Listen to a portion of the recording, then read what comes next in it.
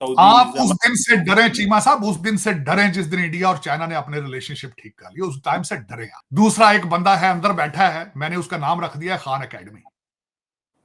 उसका नया नाम खान एकेडमी इसलिए भी रखा है कि उसने अगले दिन फिर सोशल नेटवर्किंग के ऊपर जलसा किया और पाकिस्तान का हर सियासी लीडर जो है वो इंडिया की, भारत की तारीफ करता रहा है, फॉरेन पॉलिसी की, इंडिपेंडेंट फॉरेन पॉलिसी। अपने बच्चे लंदन में बिठा के इनको जिहाद की तैयारियां कराते हो सुबह शाम।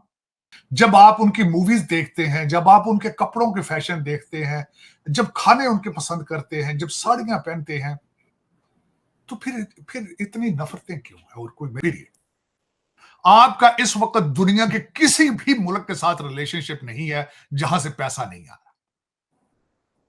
जहां से पैसा ना आए आप उनसे सलाम भी नहीं लेते, आप उनसे शेक हैंड भी नहीं करते। ये आपकी फॉरेन पॉलिसी है। अमेरिका को तो पसंद नहीं आ रहा कि भारत जिस तरह से प्रोग्रेस कर रहा है, तो उसको रोकने के लिए या 3.5 साल उसका डिप्टी स्पीकर, और जिसने आके कॉन्स्टिट्यूशनल डिसीजन लिए, जो खुद स्टे के ऊपर बैठा हुआ था, शर्म ही नहीं आई किसी को। मैं देखता हूं, मैं देखता हूं कहां जा रहे हैं, क्या कर रहे हैं आप। अब daily base press conference jail से हो रही है। ये कौन सी जेल है? कोई देखा आपने किसी जेल में प्रेस कॉन्फ्रेंस डेली हो रही हो? मैसेजिंग चल रही है डेली आके। रिलेशनशिप फ्रांस के साथ भारत के आज के नहीं है, 60 से उन्होंने तो सिर्फ एक शहर को प्रमोट नहीं कर रहे, पूरे भारत को प्रमोट कर रहे हैं। तो ये एक जबरदस्त। तो सर यहाँ पे तो टैक्स इतना चोरी करते हैं। आज मेरी चीमा साहब से बात हो रही थी, वो कह रहे थे पता नहीं कहाँ खाना खाने जाते हैं तो वो बिल भी कच्चा बिल दे देता है उनको कि ये पे कर दें ताकि टैक्स ना देना पड़े। बड़े बड़े रेस्टोरेंट्स का ये हाल है, तो सभी चोर बैठे हुए। टैक्स कौन देता है पाकिस्तान में? टैक्स देने का रवाज ही नहीं है। नमस्कार दोस्तों, हमारी चैनल में आपका स्वागत है। आज की इस वीडियो में दोस्तों बात हो रही है चीन, भारत और पाकिस्तान के रिश्तों के बारे में। अब दोस्तों जैसा कि आप सब जानते हैं कि फिलहाल पाकिस्तान ने चीन को अपना बाप बनाए रखा है और चीन ने भी कहीं ना कहीं पाकिस्तान को गोद दे रखा है, और उसी का नतीजा है कि पाकिस्तान हर थोड़े थोड़े टाइम पर चीन से कुछ ना कुछ भीख के पैसे लेता रहता है और अपने आप को जिंदा बनाए रखता है। अब दोस्तों पर यह हकीकत भी पूरी दुनिया जानती है कि चीन ने सिर्फ और सिर्फ पाकिस्तान को इसलिए गोद ले रखा है ताकि वो भारत को थोड़ा बहुत परेशान कर सके, बाकी उसको भी पाकिस्तान के साथ कुछ भी लेना देना नहीं है। इसलिए तो दोस्तों खुद पाकिस्तान मीडिया भी अब कबूल कर रहा है कि हमें उस दिन से डरना चाहिए जब भारत और चीन अपने रिश्ते ठीक कर लेंगे। उस दिन से पाकिस्तान को कहीं से भी पूरी दुनिया में से भीख मिलना बंद हो जाएगी और पाकिस्तान के पास बचने का कोई भी उपाय नहीं बचेगा। फिलहाल दोस्तों इसी मुद्दे को लेकर पाकिस्तान मीडिया में और भी क्या रिएक्शन देखने को मिल रहा है, उसको जानने के लिए शुरू करते हैं इस वीडियो का अगला भाग। हर बड़ी कॉर्पोरेशन का सीईओ भारतीय आपने देख लिया है। आज उसको छोड़ दिया, कमला हैरिस को छोड़ दिया। आज रिपब्लिकन साइड पे भी जो दो कैंडिडेट थे, विवेक रामास्वामी, और अभी तक जो कैंडिडेट सामने खड़ी है मैडम रंधावा जो है, निकी हेली, आज भी वो भारतीय निजात है। तो इससे आप थोड़ा सा ये अंदाजा लगाएं कि आप उनके पास लेवरेज है, उनके पास रूम है, तो तभी वो चांस इस चीज का ले रहे हैं। एक तो मोदी साहब की स्ट्रेटेजी, जो कि मैं समझता हूं बड़ी अच्छी स्ट्रेटेजी है, कि वो न्यू दिल्ली में नहीं रहते, अब लेके लोगों को बाहर जाते हैं, जिसकी मैं मिसाल ये देना चाहूंगा कि ट्रंप साहब को अहमदाबाद ले गए थे। यूए वाले जो शेख साहब थे उनको वो गुजरात ले गए थे, जापान वालों को बनारस ले गए थे। और दूसरा जो मैं उनकी अप्रिशिएट ये बात करूंगा कि जब वो उन्हें हवा महल के पास जो दुकानों पर लेकर गए, वहां से उन्होंने राम मंदिर का रेप्लिका लेकर दिया। जब वो दे रहे थे तो यूपीआई के को उन्होंने फिर दोबारा बात की कि लेरा जो पे है उसके साथ जोड़ा जाए दोबारा। इसको मैं कहूंगा स्ट्रॉन्ग लीडरशिप। मार्केट अगर देखा जाए इस प्रेस कॉन्फ्रेंस के जरिए और जो पिछली स्टेटमेंट थी राम मंदिर के हवाले से, तो रिलेशनशिप दोनों तरफ से जो है वो भारत के पाकिस्तान के फ्रीजर में जा चुके हैं। जो जब आप उनकी मूवीज देखते हैं, जब आप उनके कपड़ों के फैशन देखते हैं, जब खाने उनके पसंद करते हैं, जब साड़ियां पहनते हैं, तो फिर इतनी नफरतें क्यों है? और कोई मेरी समझ से ये बाहर है, क्यों इस तरह सारी चीजें? बेहतरी की तरफ जाना चाहिए मेरे ख्याल में। अब पता नहीं कि क्या होता है, इसमें से क्या निकलता है, लेकिन सर ये अफोर्ड कर सकते हैं कि ये अब भारत के साथ भी एक टेंशन बना लें। पहले ही ईरान और अफगानिस्तान के साथ जो हाल है, तो एक बॉर्डर और ये इस तरह से कर देंगे कि वहां पर भी टेंशन बढ़ जाए। पाकिस्तान अफोर्ड कर सकता है क्या? आरजू, उधर तो पहले ही टेंशन है, उधर तो पहले हालात बेहतर है ही नहीं, थे ही नहीं। मैं तो जिस तरह हम सोचते हैं, चाहते हैं, लेकिन उस तरह तो है नहीं, हालात पहले ही नहीं है वहां पे। जाके जयशंकर साहब ने जो ईरान में स्टेटमेंट दी थी कि हमने अंदर सर्जिकल स्ट्राइक की है, उस वजह से थोड़ी हमारी टेररिज्म रुक गई है, ये उनकी स्टेटमेंट थी। वरना फिर दोनों तरफ से अगर देखा जाए तो हालात को इतने अच्छे तो नहीं है, पहले भी नहीं थे। लेकिन ये कि देखिए, मेरा ये क्वेश्चन होगा पाकिस्तानी हुकाम से जो करने वाले, कि आप इतने ममालिक के साथ अपने बॉर्डर्स के साथ इश्यूज बनाकर क्या करेंगे? आप इससे आप बेहतरी आएगी इसमें? इससे इसका क्या रिजल्ट क्या इसका होगा?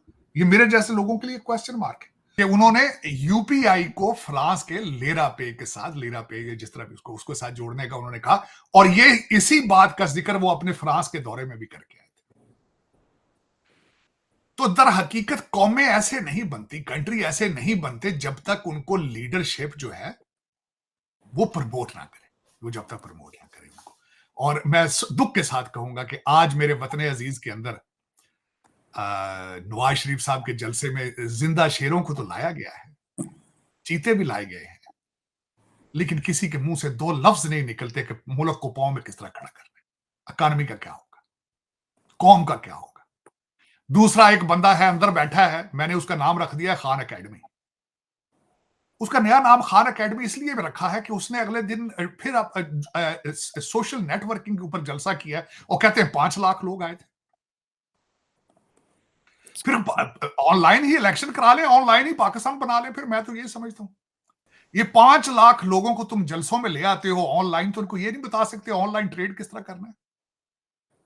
इनको ये नहीं बता सकते हो कि ड्रॉप शिपिंग क्या होती है? इनको ये नहीं बता सकते हो कि अमेज़न पे ट्रेड किस तरह किया जा सकता है? अपने बच्चे लंदन में बिठा के इनको जिहाद की तैयारियां कराते हो सुबह शाम।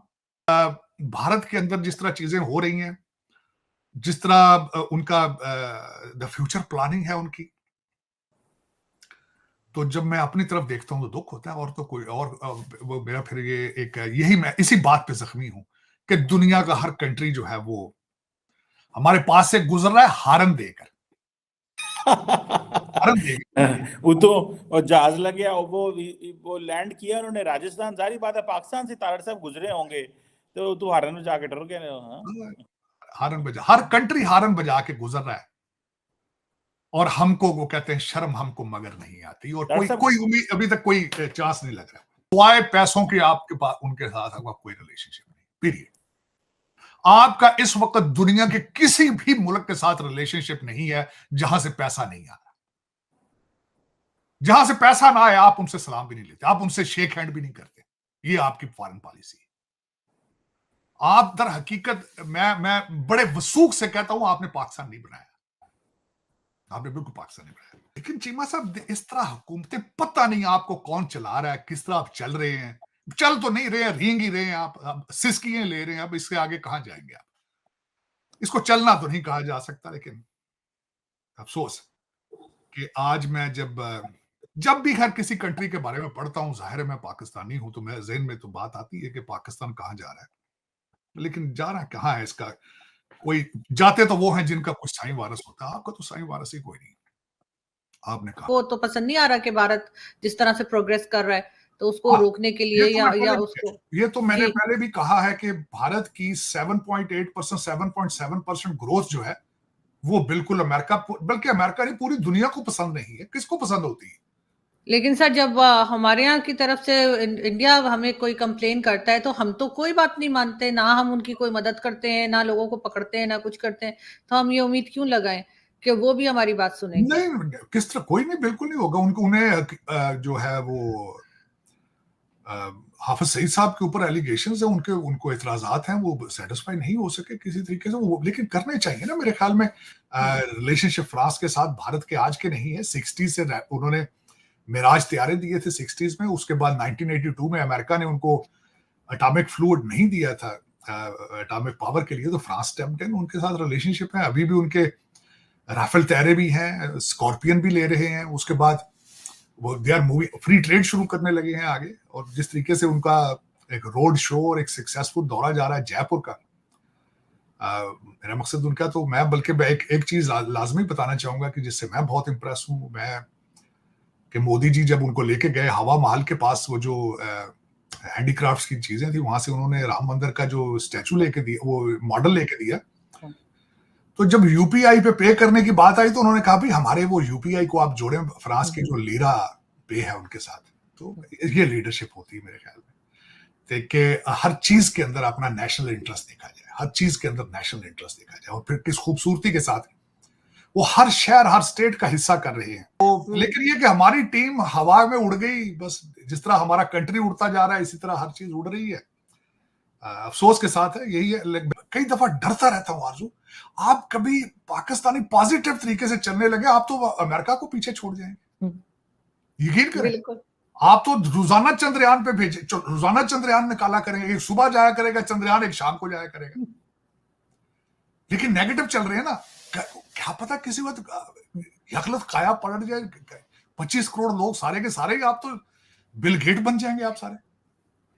सर यहाँ पे तो टैक्स इतना चोरी करते हैं। आज मेरी चीमा साहब से बात हो रही थी, वो कह रहे थे पता नहीं कहाँ खाना खाने जाते हैं तो वो बिल भी कच्चा बिल दे देता है उनको कि ये पे कर दें ताकि टैक्स ना देना पड़े। बड़े बड़े रेस्टोरेंट्स का ये हाल है। लेकिन वो देखे ना, खर्चे भी तो बहुत है ना।